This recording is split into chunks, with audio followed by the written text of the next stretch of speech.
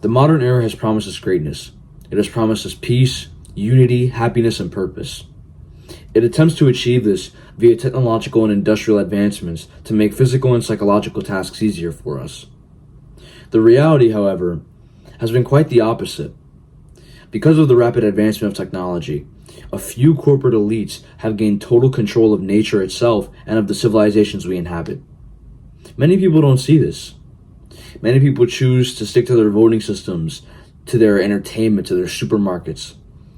The people who choose to continue having their attention taken off real-world matters and redirected onto superficial, trivial matters. In a world like this, where your emotions are constantly preyed upon, where you are constantly manipulated into being disinformed, misinformed, or into consuming something, it is of utmost importance that you use your awareness, that you remain vigilant. Developing this awareness, however, is easier said than done. In today's video, I'm going to be showing you how to reduce the size of the target on your back by increasing your awareness, and how to use this awareness in the external world. The traps in modern society are abundant, and are more frequently pushed into your face via advertising and marketing. The traps you see most commonly in this modern society are those that create weak people via harming them psychologically and or physically, while using pleasure as a mask to keep their attention. This is because, as discussed in my previous video, We Need a Revolution, having a society where the majority is weak is preferable for a totalitarian authority to settle in, as weak people are less able to physically and mentally resist the totalitarian authority. Some of these traps include drugs, so weed, antidepressants, pornography, food, modern entertainment, and so on. These traps are especially abundant in urban areas, as if you're in a city full of temptation, you're more likely to fall for them. You can usually spot a trap by simply asking yourself, what are they selling me? It's very easy to see something that's being advertised to you as beneficial or indifferent. However, if you simply ask yourself what they're trying to get you to do and for what purpose, it becomes very easy to see what's really going on. Take, for example, fast food chains. Fast food chains are selling you what's on the surface seems like delicious food at low prices for when you don't have time to cook or whatever. However, if you ask yourself what they're trying to get you to do and what they're selling you, it becomes clear that they are selling you food that has undoubtedly been doused in tons of chemicals and artificial ingredients in order to cut production costs, and they're trying to make a profit at the expense of your health. Or take pornography, for example. It attempts to sell you the pleasure of experiencing any sexual fantasy you want without having to put in the work of loving and caring for a woman first. If one didn't question this pleasure, however, pornography would seem like nothing more than a way for someone to rid themselves of sexual frustration. The next question you ask immediately after is, who benefits from this? By this point, you will have come to the realization that what you're being sold is using pleasure to get you to indulge in it, and that it's actually harmful for you. And then, after this, when you ask yourself who benefits, you will realize that the one who benefits is the CEO on his private jet who has no connection to you or desire to help you. Oftentimes, because what we are being sold is tempting, we are taken advantage of without even realizing it. Therefore, it is during times of intense craving and desire and excitement that we must calm down and ask ourselves these questions. If done correctly, you will be saving yourself a lot of harm. By this point, we understand how to identify these dangers out in the modern world. But how do we resist it? In this section, we're going to be covering exactly that. How to resist. First, we're going to cover the resistance pyramid. So by this point, I'll have like a visual reference thrown up. At the bottom, we have the tasks that produce the least amount of immediate pleasure and require more effort to initiate. In the middle, we have the tasks that produce more immediate pleasure, but can look dissuading to the average individual depending on how much effort it takes to fulfill said task. And at the top, we have the tasks that produce such an intense amount of immediate pleasure that no amount of effort required to fulfill the task is enough to dissuade the average individual. Understanding this pyramid is crucial, as whatever ranks higher to the top requires more defense to successfully resist it. Now we understand why things like pornography or drugs are so hard to quit. It's because pleasure exceeds effort. Addictive things only become addictive if they're pleasurable and they're easy to do. If we locked pornography behind a bunch of security walls and blockers, and we created a system that was so secure it could only be broken into after weeks of attempt, no one would do it, because effort would exceed potential pleasure.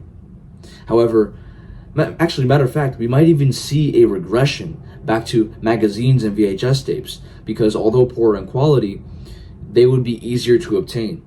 Thus, if we want to successfully resist the temptations of modern society, we must make the effort exceed the pleasure we feel.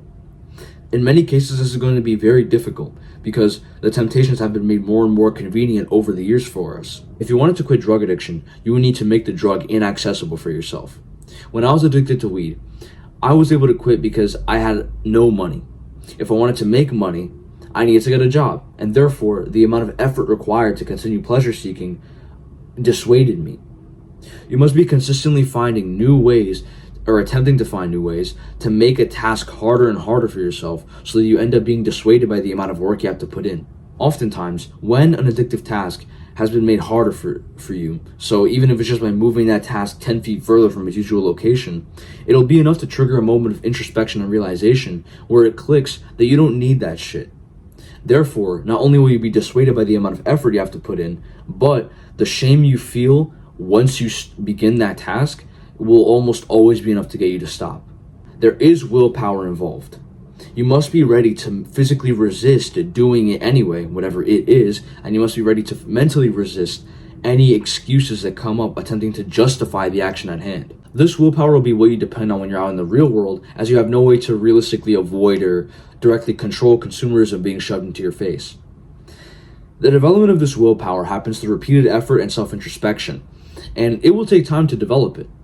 Never expect any drastic change to your psyche to be made unless you accept that it will take a long time and that you will fail many times before you get it correct. This section is now going to be entirely focused on the information side of things. In a society, in an age where the internet connects us from all across the globe, information is incredibly easy to get. On the negative side of things, disinformation and misinformation is also likely to spread amongst a society that is capable of such communication. This is especially true when considering the mainstream media most people consume. The media an average individual consumes, specifically regarding news and journalism in our case, is full of biased information that gives only half-truths or straight-up lies.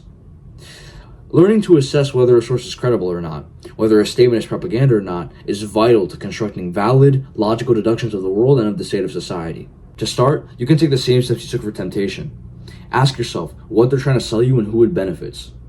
This time, instead of a physical product being sold to you, it is an idea or viewpoint that is being sold to you. When reading an article, find words where this information from and whether or not the article is neutral or taking a side. Then, look at the language used in the article or video clip. Is it logical and reasonable, only trying to convey facts and information? Or is it heavily relying on emotional language and or vague explanations of events?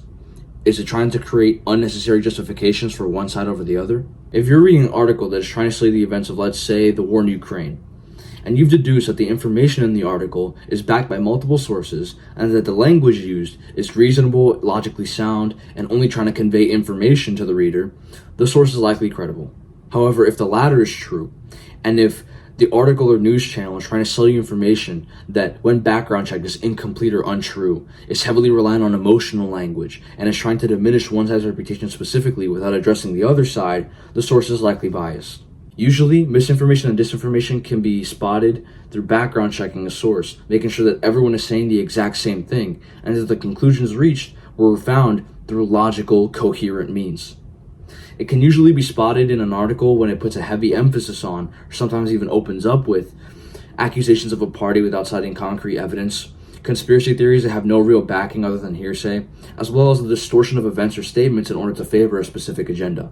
These checks are nearly 100% of the time unnecessary if the source you're reading from is clear about holding a political affiliation. CNN and Fox are prime examples. Citing information from either source is a fool's game because both sources are incentivized to lie about people, events, and statements in order to favor a specific political agenda. Find sources that don't take any sides at all, that exist only for the sake of the people, and are only trying to convey real information about the events of the world and the state of society. An important thing to note is that many unreliable sources of information are also pretty focused on reporting on things that are irrelevant and totally unimportant to the state of society. The problem isn't solely with media or with temptations, it's with the people as well.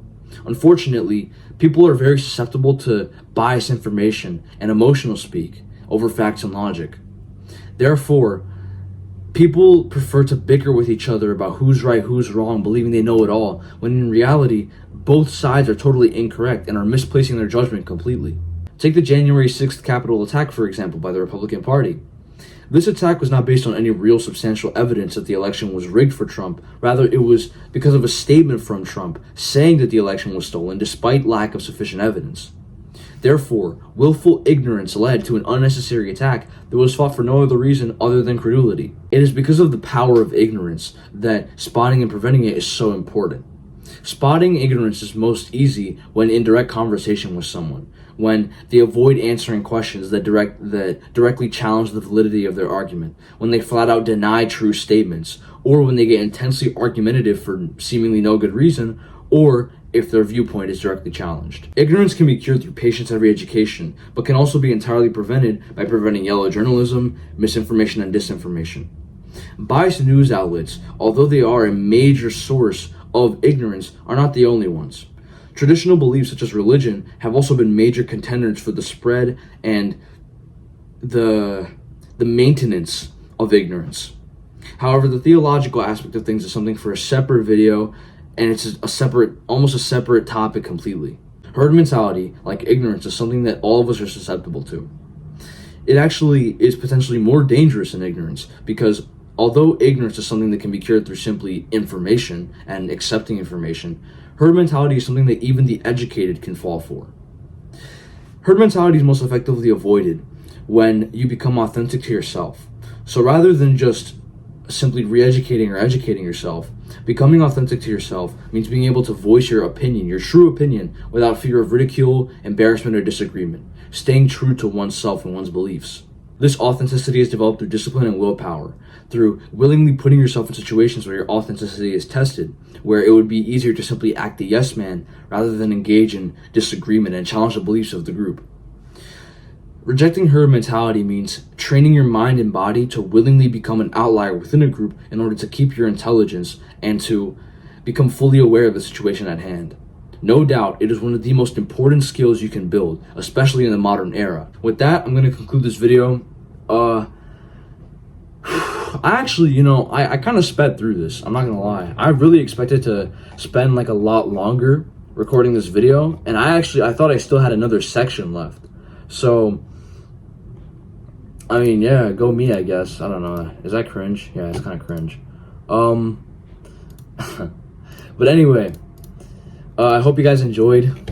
I recorded this video yesterday, and it took me way longer than this. I struggled a lot, and the footage cut off because my storage was full, so I needed to wait like 3 hours later to finish recording the video.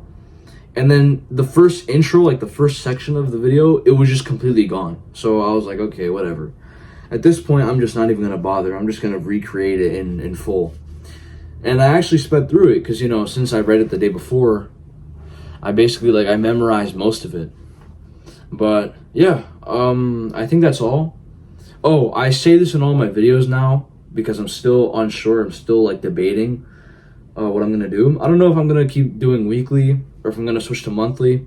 School's about to open up again, so I might do monthly, just so I have more time to focus on my work and stuff, so things don't keep piling up. But yeah, that's all. Hope you guys enjoyed. If you did, like, subscribe, comment, interact with the video, get these types of videos to spread. I'm trying to grow this channel. By the end of summer, I want 20 subscribers. That's the goal I set. Initially, it was 100, and then I thought about it, and I was like, dude, I had 13 and I lost 3. There's no way I'm getting to 100 in less than a month. But yeah, that's all. Have a good day, guys.